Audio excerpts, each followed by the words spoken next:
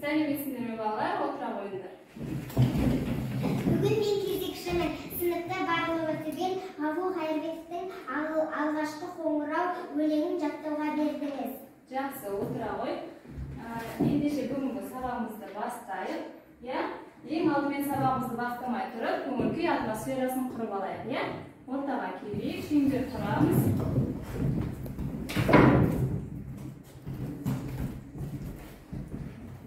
Балалар, бүгінгі сабақта көңіл күйлерің қалай? Жақсы! Сабаққа ынталарың қалай? Жақсы! Ендеше біз сабағымызды бастайық, Иә! Жақсы. Енді сабағымызды бастамай тұрып, ең алдымен біз топқа бөлініп алайық. Қазір шоколадтың аламыз, түсіне қарай топқа бөлінеміз, көзімізді жұмып бір-бірден ала береміз. Еркеміз бастай ғой. Қандай түс? Жасыл. Жасыл, Абай тобына бара ғой. Сары, Мұхтар тобына, Сары. Абай келе ғой. Ішінде. Сары, Мұхтар тобына, Исламға жасыл қалды, Жақсы, Абай тобына. Жақсы, екі топқа бөлініп отыра қалайық, сабағымызды бастаймыз,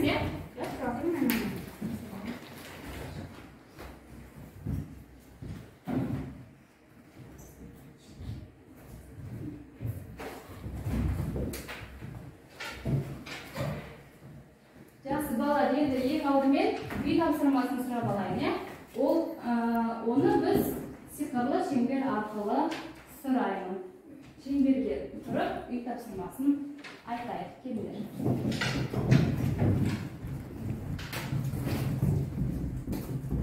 Ғафу Қайырбековтың алғашқы қоңырау деген өлеңі болатын, мейірім бастай ғой. Қағылды зор қоңырау күмбірледі, аралап айлық жерді, күндік жерді. Ілесіп сол қоңырау үніменен қазақтың даласына білім келді. Кім қаққан аты жөні, кім қоңыраушының, даланың дүбі беткен қойнаушының. Қалың ел қара қазан сары баланың, қашанғы арын табын ойлаушық. Сол сұрақ қоңырауға қосу менен бар қазан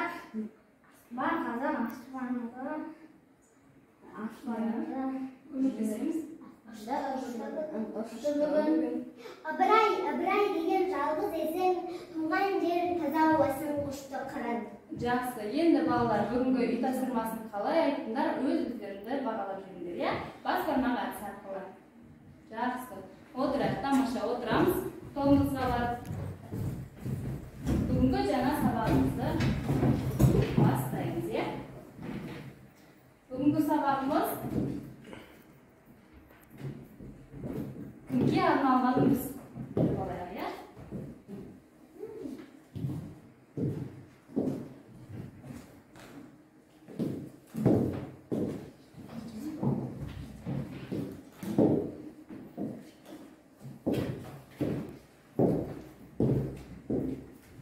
Енді балалар, қолдарыңа карточка тараттым, Бүгінгі біздің тақырыбымыз қазақтың бас ақыны. Қазақтың бас ақыны кім? Абай Құнанбаев. Абай Құнанбаев. Абай Құнанбаев туралы не білеміз? Қазір алдымыздағы карточкаға жазамыз, бұрыннан білетін Абай туралы мәліметтерді. Қане жазайық?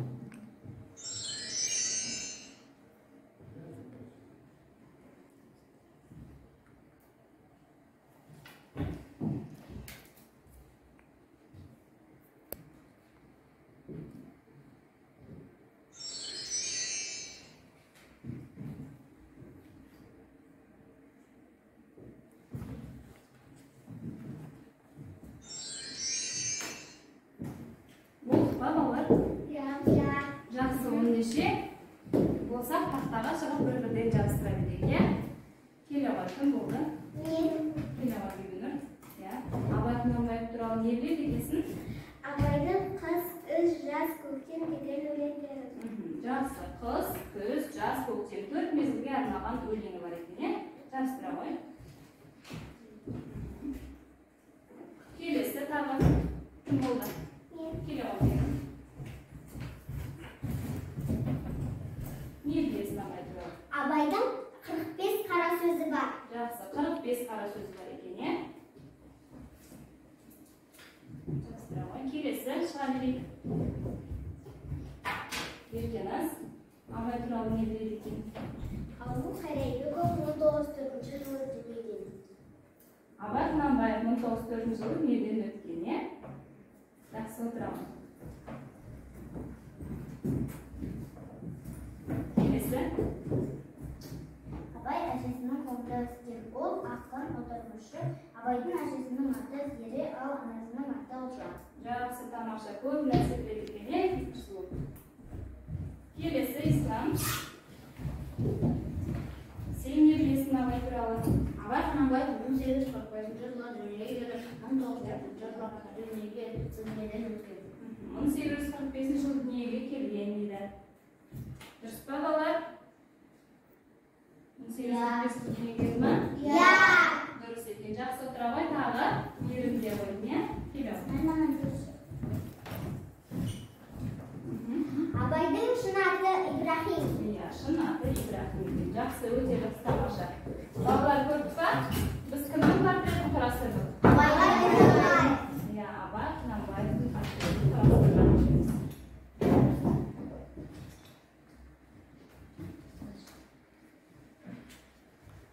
Бүгінгі сабағымыз біздің Абайға арналады екен, иә? Жақсы, енді Абай туралы Ахмет Байтұрсынұлы не айтқан екен? Ахмет Байтұрсынұлы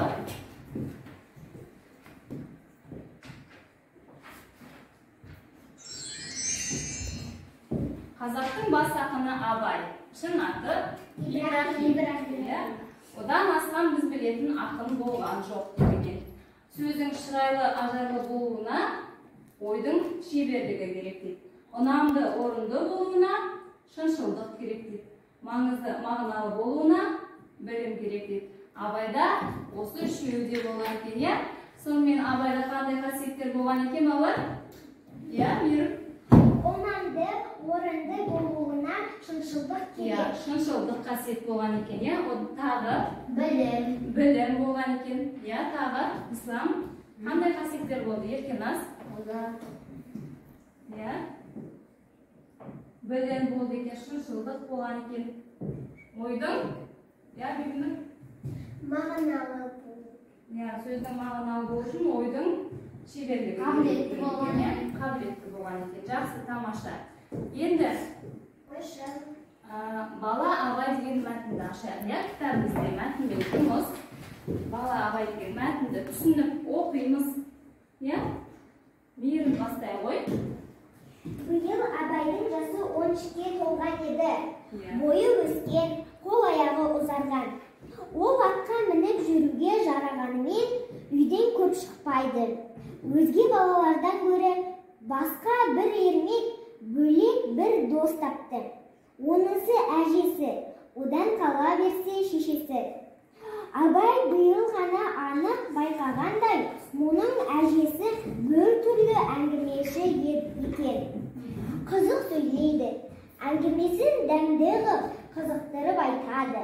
Бірде Абай сырқаттанып жатып, әжесінен әңгіме айтарын сұраған.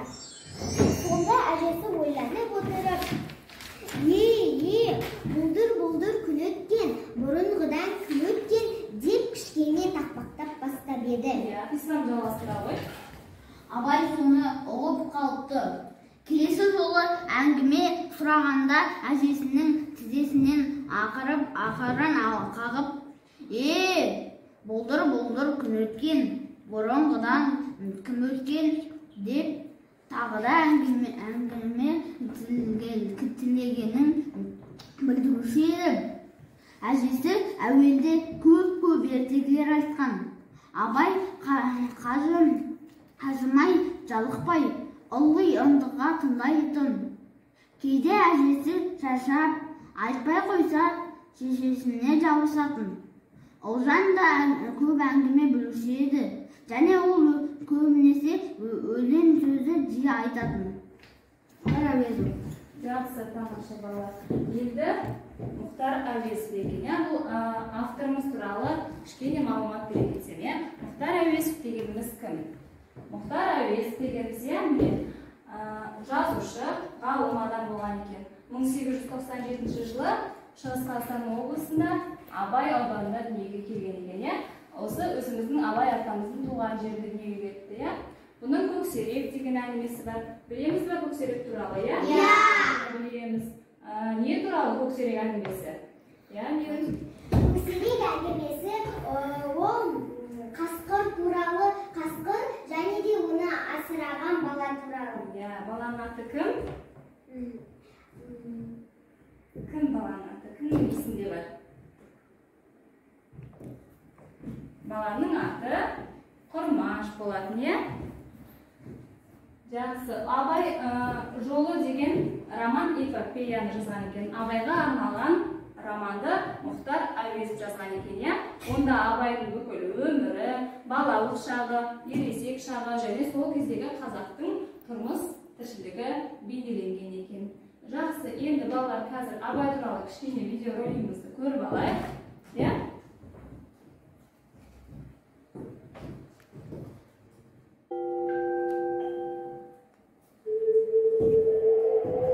Киімді денелі ақсақалды, соқыр қылқау танымас тірі жанды, үсті басы ақ қырау түсі суы, басқан жері сықырлап келіп қалды.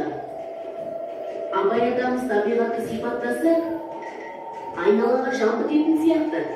Абай атындағы академиялық опера және балет театры, Абай операсы, Абай даңғылы, Абай ескерткіші. Аға, сіз қазақта ақын көп болған деп едіңіз ғой. Онда неге барлық жерде тек Абайдың аты жазылған? Дана, барлық жерде емес. Бірақ Абайға деген құрметтің ерекше екені рас. Оны қазақтың бас ақыны дейді. Неге? Ол несімен ерекше? Абай жазба қазақ әдебиетінің негізін қалаушы. Ол ұлы ақын, ғұлама ойшыл, аудармашы, әрі композитор болған. Онда ол бала кезінен өте қабілетті болған шығар. Абай жасынан білімге құштар, өте алғыр бала болған. Анасы Олжан мен әжесі Зере өздері білетін ертегі, аңыз әңгімелерді Абайға көп айтатын болған. Ал әкесі Құнанбай Абайды Семейдегі Ахмет Риза мешіт медресесіне жіберіп оқытқан. Бұл медреседен Абай мұсылманша білім алып, түрік, араб, парсы тілдерін оқыған, шығыс поэзиясы және сөз өнерімен, оған қоса математика, география, жаратылыстану ғылымдарымен танысқан. Низами, Науаи, Физули және басқа да шығыс әдебиет алыптарының өлеңдерін көп оқыған. Өз бетімен орыс тілін үйреніп, орыстың Пушкин, Гоголь, Лермонтов, Щедрин, Некрасов сияқты ойшылдарының еңбектерімен танысқан. Кейін олардан аудармалар жасайды. Сонымен бірге ағылшын ғалымы Дарвиннің, әлемге әйгілі ақын Шекспирдің шығармаларын да оқиды. Осылайша дүниетанымын кеңейтіп, білімін шыңдай береді. Әкесінің қалауымен ел ісіне ерте араласқан Абай тез есейіп, жастайынан сөз өнеріне, билердің шешендік өнеріне құлақ салып, бойына сіңіре білген. Сонда ұлы ақын болу үшін көп оқу керек екен ғой. Көп оқып қана қоймай, жинаған білімді халқының жақсылығына, елдің пайдасына жұмсай білуі керек. Абай өз шығармаларында үнемі халықтың өнері мен білімге, адал еңбек етуге, халыққа пайда келтіруге үндейді. Қалың елім қазағым, қайран жұртым деп қазаққа жан ашып сөйлейді. Қазақтың баласын арнап, жақсы мен жаман туралы көп айтқан. Iya, Абай атамызды өсек өтірік мақтаншақ, еріншек бекер мал шашпақ. Бес дұшпаның білсеңіз, талап, еңбек, терең ой, қанағат рақым ойлап қой. Бес асыл көнсеңіз деген жолдарында неден қашық болу, неге асық болу керектігі айтылған. Мен оны ұмытпай, есімде сақтап жүрем. Алан аға, мен үйдегі сөреден Абайдың аты жазылған 2 ғана кітап көрдім. Одан басқа кітаптары бар ма? Сұрағың өте дұрыс. Шынында да, Абайдың мұрасы көлемі жағынан үлкен емес. Сен көрген 2 кітап Абай өлеңдерінің жинақтары. Одан басқа Абайдың 45 қара сөзі бар. Олардың әрқайсысы көлемі жағынан шағын ғана, бірақ мағынасы өте терең. Жеке шығарма. Аға, мағынасы терең деген не? Оны қалай білеміз? Бұл сұрағың қиынырақ. Менің ойымша, терең мағына әр адам оқыған сайын жаңалық көре алатын ерекше туындыға тән болады. Қарашы, Ұлы Абайдың өмірден өткеніне 100 жылдан аса уақыт өтсе де, содан бері адамның өмірі қатты өзгерсе де, ақынның сөздері еш ескірген жоқ. Рахмет аға. Мен Абай атамыз туралы көбірек біліп, оның айтқан сөздерін түсінгім келеді. Жүр ендеше, Абай атамыз туралы операны көрейік. Жақсы балалар, видеодан не түсіндік? Абай туралы тағы қандай жаңа мағлұматтармен таныстыңдар? Ол араб, парсы тілдерін білген.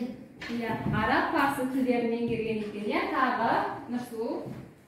Ол математика, география, сөз өнерін, жаратылыстану ғылымдарын меңгерген екен. Жақсы, иә, Мейірім. Абай Құнанбай Семей қаласындағы Ахмет Риза медресесінде оқыған екен. Медресесінде оқыған екен. Жақсы, тамаша. Енді балалар, шаршадық па? Я! Ja, кішкене сергі балалар, иә? Бізде қазір сергіту сәті болсын. Кішкене пазыл құрастырып сергі балалар.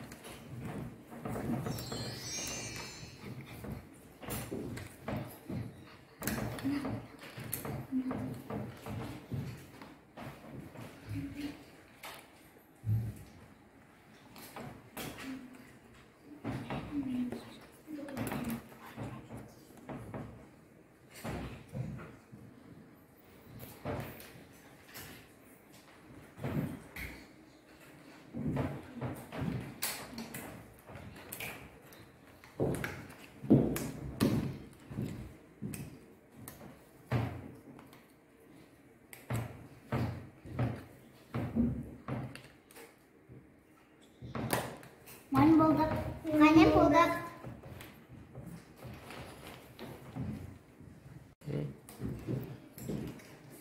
Жақсы болды ба? Тамаша, өте жақсы құрастырдыңыздар, иә? Екінші топ болды ма? Абай тобы жақсы. Жақсы. Балалар, енді бүгінгі тақырыпта не меңгергенімізді білу үшін мен сендерге тапсырмалар берейін, иә? Ең бірінші тапсырмамыз бұл Абайдың аналарының аттары. Аналарының аттары. Әжесінің аты кім болған екен? Анасының аты кім болған екен, е? Мұғалім болдық. Жақсы. Мұхтар тобына. Иә? Анасының аты кім екен? Олжан екен. Жақсы, тамаша. Тағы смайликпен бағалаймыз. Смайликтерімізді жинаймыз. Ең соңында кім көп алады екен, е? Болды ба? Әжесінің аты кім? Зере. Жақсы, тамаша. Бірінші тапсырманы жақсы орындадық. Екінші топқа да смайликпен бағалап жіберейін. Енді келесі екінші тапсырмамыз. Екінші тапсырмаға көшетін болсақ. Екінші тапсырмамыз балалар сөз жұмбақ. Кітапты ашамыз, мәтінімізді бала Абай деген мәтінді ашамыз.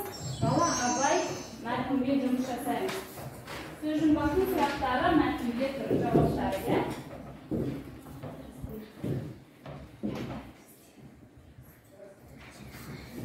Екінші сұрағын оқимыз.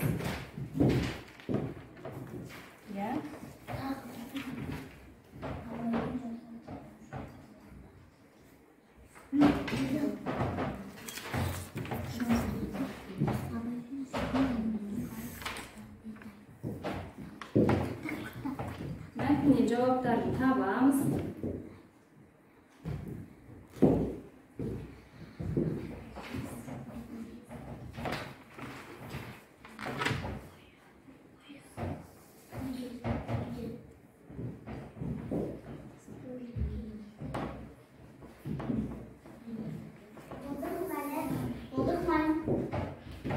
Жақсы, қазір сөз жұмбағымызды қорғаймыз.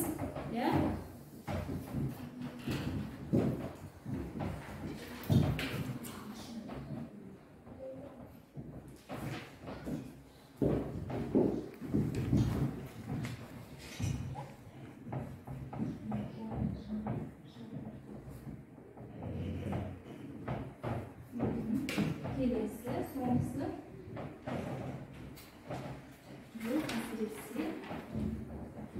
Абай әжесінің әңгімесін қалай тыңдайтын дейді. Мәтіннен қарайықшы, қалай тыңдаған екен.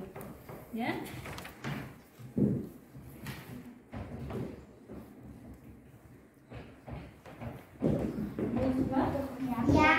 Жақсы. Бірінші сұрақ бойынша мәтін қалай аталады? Бала Абай. Абай бар. Екінші.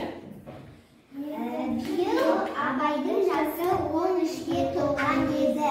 Жақсы. Биыл деп жазды. Жақсы. Үшінші. Абайдың әжесі әңгімесін қалай бастап еді? Тақпақтап бастаған еді. Жақсы. Төртіншіміз. Абай қайдан көп шықпайды еді? Үйде. Жақсы. Бірінші тобымыз Мұхтар тобы өте жақсы орындаған. Барлық жауаптары дұрыс болды. Тағы смайлик арқылы бағалап жіберемін. Өте жақсы орындаған үшін, отыра қойыңдар.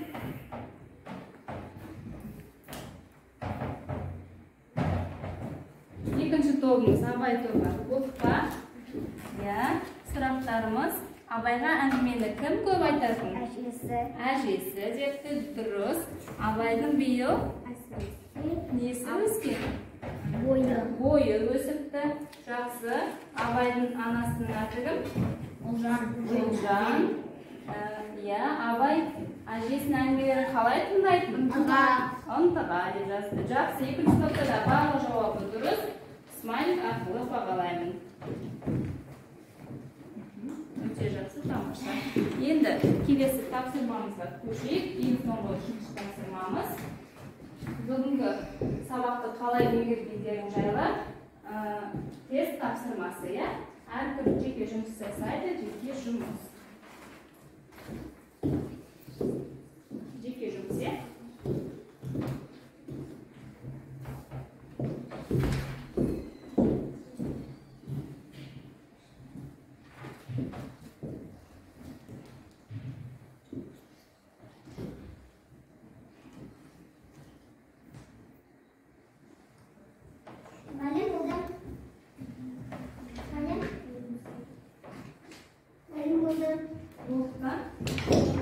Жақсы.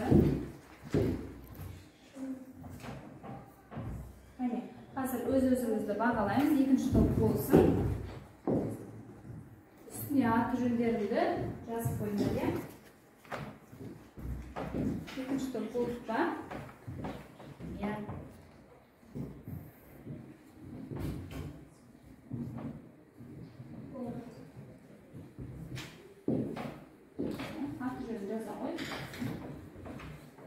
Өз-өзімізді бағалаймыз. Барлығымыз болсақ, балалар экранға қараймыз. Абайдың әжесінің аты Зере. Дұрыс болса, дұрыс деп бергенбіз. Екіншісі Абайдың шын есімі Ибрахим. Дұрыс па? Жақсы.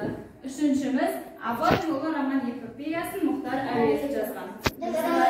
Жақсы. Келесі төртіншіміз Абай дегеніміз кім? Ақын аудармашы.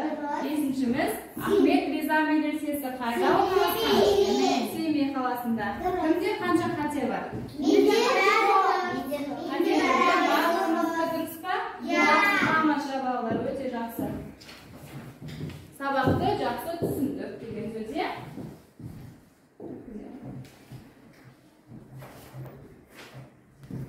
Енді балалар, бүгінгі сабағымызды бағдаршам әдісі арқылы бағалап кетейік, иә? Бірінші, екінші, үшінші тапсырманы қандай деңгейде орындай алдың ба, алған жоқсың ба, бағдаршамның түстері арқылы бағалаймыз. Егер де жақсы түсінсек, жақсы түспек, орташа түсінсек, егер мұғалімнің көмегі қажет болса сары түспек, мүлдем түсімізде қызыл түспен боямыз, иә? Білеміз ғой бағдаршам әдісін? Иә, бояу. Бірінші тапсырмамыз аналарының аттары болатын.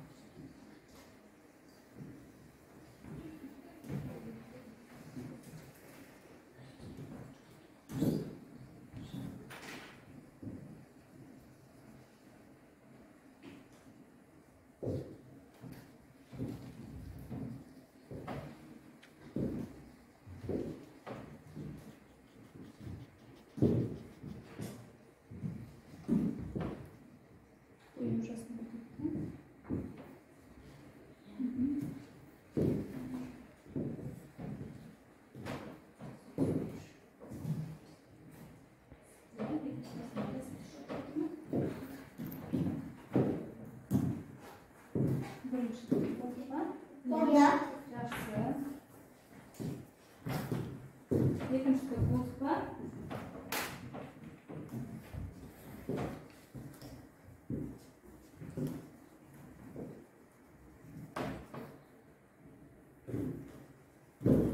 Ерім қандай түспен боядың? Мен жасыл түспен боядым. Үш тапсырмаңызда, иә? Иә, себебі мен бүгінгі тақырыпты дұрыстап түсіндім. Жақсы түсіндім. Келесі, Нұрсұлу қандай түспен боядың? Жасыл түспен боядым. Жасыл түспен, не себепті?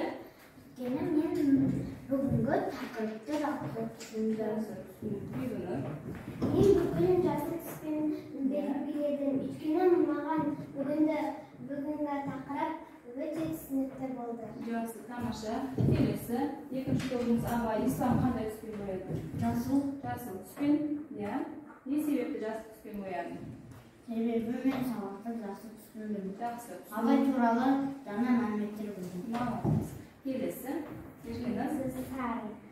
Иә. Өйткені сары мен жартылай түстім. Жартылай түсінде қалдың, иә? Кішкене көмек қажет болып тұрма саған? Жақсы. Екінші, үшінші тапсырмада жасыл түспен бояпсың, иә? Жақсы түсіндің ба? Жақсы, тамаша өткізген ғой.